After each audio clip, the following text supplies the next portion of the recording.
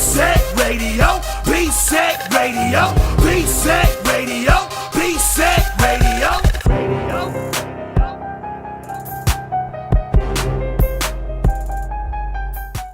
You know, when I look out on the landscape of Christian and gospel music, I see a lot of compromise for various reasons. Mm-hmm. You know, and that could be for record sales or albums or, you know, concerts, you know, selling tickets and things like that or whatever, or acceptance and, you know, validity from the secular world. Mm-hmm. Corey, do you feel any of that pressure to do certain things, whether it's with your marketing or your artwork or your lyrics? Do you feel any type of pressure to be accepted or to reach more people?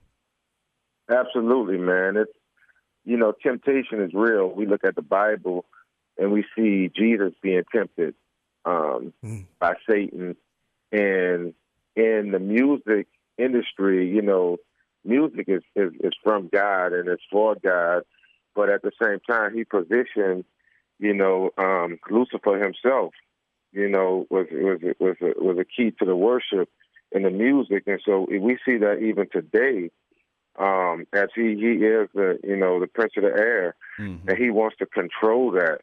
And so we have a set-aside group of people that God has left, you know, designated to proclaim the gospel and Christ through our music, to be offensive, you know, and at the same time defensive. Mm-hmm. But so the enemy is very keen. You know, he doesn't like that. Mm-hmm. And so he has infiltrated, you know, several hearts in the arena of Christians that are, you know, doing music. You know, we've seen it from years ago.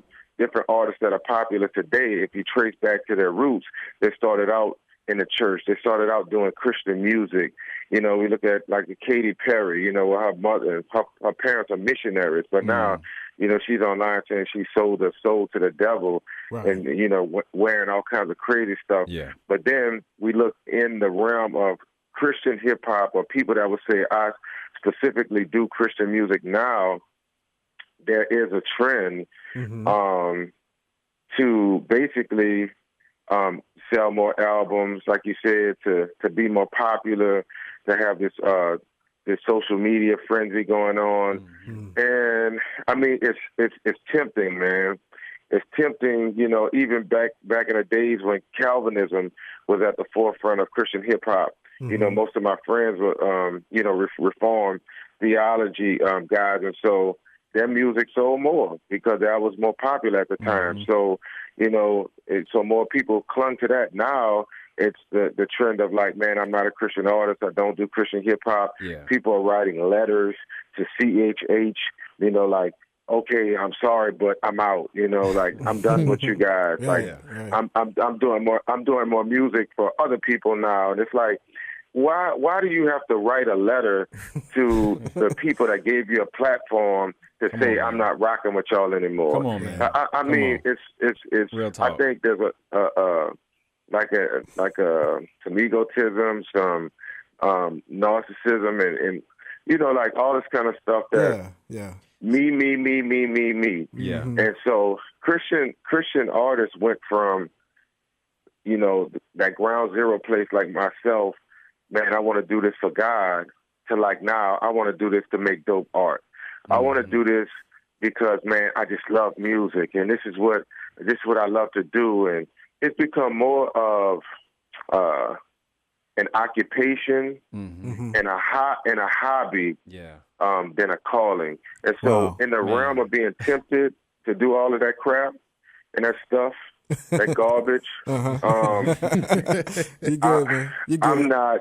I'm not falling for it.